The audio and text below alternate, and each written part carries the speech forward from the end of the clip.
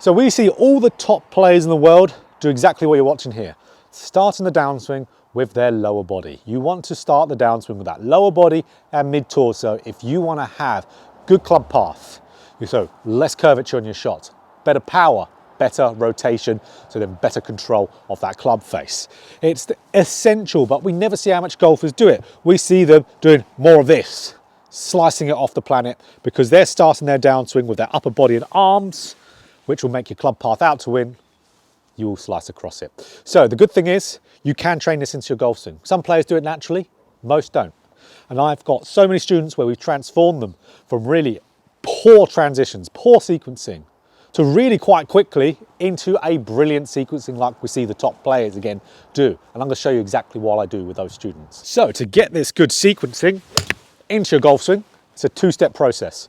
You've got to do dry drills. Drills without a golf ball, and you've got to do a drill with the golf ball hitting balls. That forces you to get into position. So let's just jump straight into it. First drill I want you to do to get this lower body mid-torso separating is a favourite of the channel. Having a resistance band, tying it to an upright just like you're seeing here. And then what you're doing from there, you're getting into a makeshift top of the backswing, and then you are turning the lower body and mid-torso, getting a little bit of pressure into that left side and turning them. That's our movement we want to do.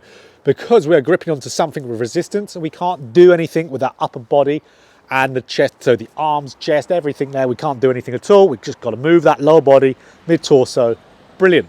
We want to get a lot of reps in with this. So this is the first portion. A medium resistance strength, be brilliant. This used to be part of a training aid called the Power Hip Rotator that I bought back in the day. Wasn't a great training aid at all. The resistance band's very useful though. So that's one part of it. Next part, guys, is the bit with the golf ball, and we'll talk about some practice structure. That's incredibly important, more important than the actual drills, funnily enough.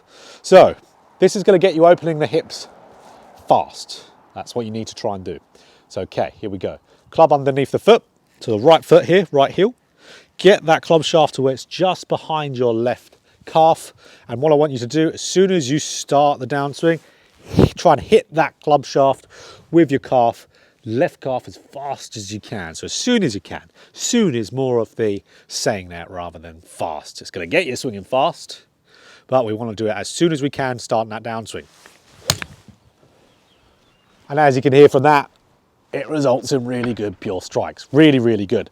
So okay, that's our drill without the golf ball. That's our drill with the golf ball. So this is only going to work if you do this. And that is making sure you practice properly, because so many of you out there do not practice properly, which is why your swing doesn't improve. So here is the proper practice sequencing to get good sequencing. Grab it, do whatever dry drill it is. I would recommend this one because it's the best one.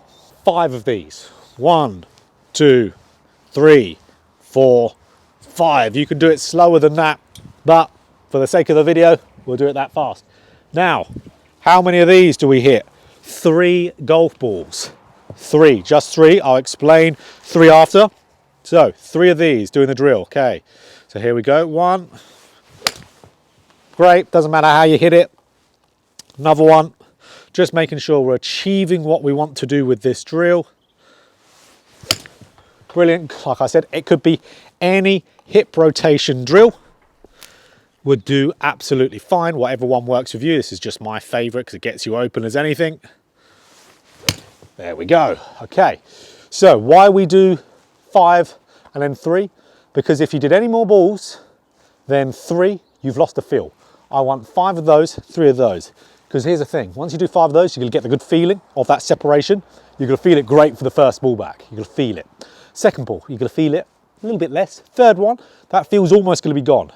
If you do more than 3, the fourth one, you're not going to feel a thing.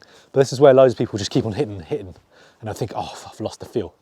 You're not doing it properly. Go back. So another 3 to 5 of these. Another one. So again, 3 to 5. 1, 2, 3, 4, 5, and then go into hitting some balls again, and that's going to fix that sequencing. That's going to get you to where we see these pros swinging. Lower body, mid-torso going first. A lot of people will say they can't do that. You can all do it to some extent. Maybe if you've got back issues, proper injuries, some back issues, maybe that might not be able for you, but most of you out there, you will be able to do this to some degree. You might not all get the crazy separation you see, but you'll all be starting the downswing first with the lower body, mid-torso. So important, because if you start that downswing correctly, that's going to keep you moving on your path with that club. The club's going to fall on a much better path. It's going to shallow in the downswing. You're going to have then that good club face control, good power, because everything's moving in good sequencing. So have a great practice of that, guys. We've got a really good one for you to follow. If there is a little routine that I want most golfers to do, it is this.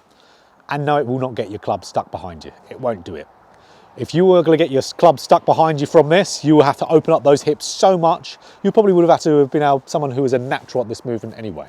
People who open up their hips and they think that's what's getting them stuck behind, they're most likely just side bending aggressively early, which will get you stuck. Or the feel is so alien, you might see a shot go out towards the right and you can hit right or left shots regardless of what you do. They'll say it's because they got stuck. Every student I've ever had that said they are stuck in the downswing has not been stuck in the downswing. So that's why don't feel too much into it, because it will most likely be a feeling rather than it's actually happening in reality. So if you enjoyed this video, click that like button if you want more golf instruction just like this. Hit the subscribe button, hit the bell button too to be notified every time I put out a video.